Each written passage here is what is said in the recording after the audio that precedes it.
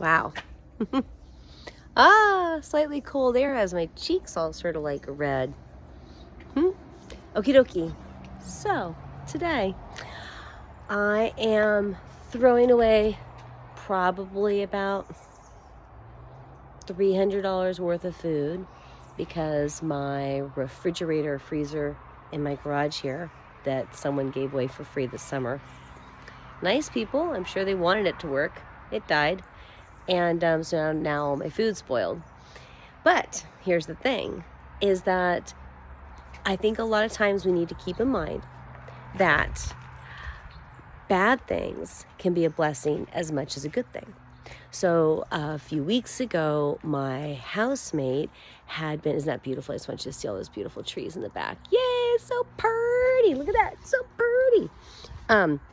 So my housemate went shopping and was going to, he checked with me, how much freezer space do we have? I want to get some stuff. I'm off filing at a great, store. And I was like, yeah, okay. I went out and I cleared space and I was like, okay, you got space, blah, blah, blah. And then it turned out the store he was at, like, maybe he only takes debit, not credit cards, and he'd only brought his credit card with him because he wasn't planning to go shopping that day. So he wasn't able to buy the food. And that was just a few weeks ago, and now the freezer died. So I'm incredible. I mentioned to him, I'm like, aren't you glad? He's like, oh my gosh, you're right.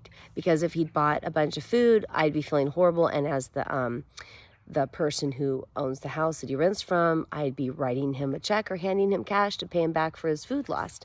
So yay. And then I was thinking about the fact that the freezer died.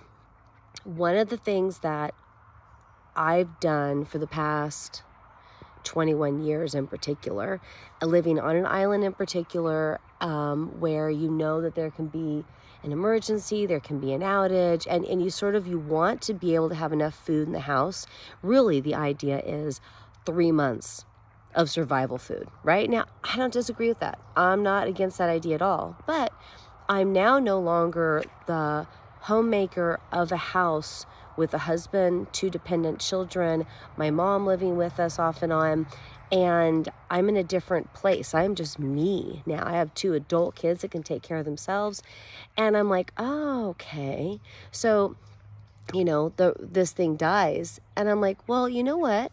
I think I'm going to go ahead and just shift everything right now. I'm going to live sort of like I've always wanted to go and live for a year in some cute little teeny tiny studio apartment in the middle of some metropolitan big beautiful city, surrounded by all the noise and the activity of the city.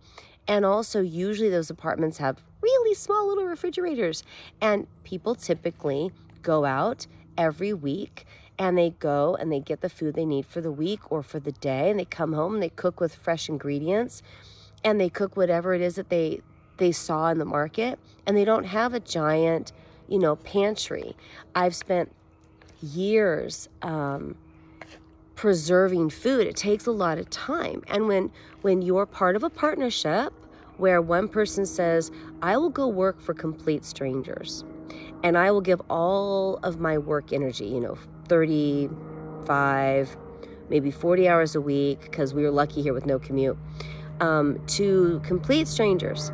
I'll do work of value that they will give me cash for. And then you turn to your partner and you say, I'm going to hand that cash to you, and I want you to use it to create a home. Well, in a situation like that, your job is to spend your time benefiting the family. And one of the things that all homemakers know is true is that you spend time saving the family money. If you were working yourself at some other job, you'd be coming home and buying lots and lots of boxed prepared foods, frozen pizzas and whatever else. You'd be going to restaurants. You'd be going to these places where, they give you to-go food, and you wouldn't have the time, literally wouldn't have the time, maybe the desire, but not the time, to capture all the wealth of the fruit and everything around you and to grow a garden and whatnot. So sure, this is great. I have all those skills, but now I'm just me, a single person following a divorce, and I'm like, this is cool. I'm going to actually not replace this freezer refrigerator. I'm going to use this as an opportunity where something viewed as a bad thing is actually an invitation to living my life differently, and to get the message that my stage of life has changed, to get the message that I don't need to be held back by attachments to old ways of being, that it's okay to be a person who goes and buys tea at a tea shop rather than spending hours and hours cultivating mint and gathering raspberry leaves and nettles in the forest and growing chamomile, and the hours that I would spend with my children and my mom sitting there on the porch picking chamomile flowers. Yeah, you have beautiful homegrown chamomile tea. That's a great thing. And it took you hours and hours to do it. And yes, so you're not spending $25, a pound, or $43 a pound to, buy a little thing of chamomile that someone else grew. So yes, it all makes sense, but it's one of many legitimate ways to live.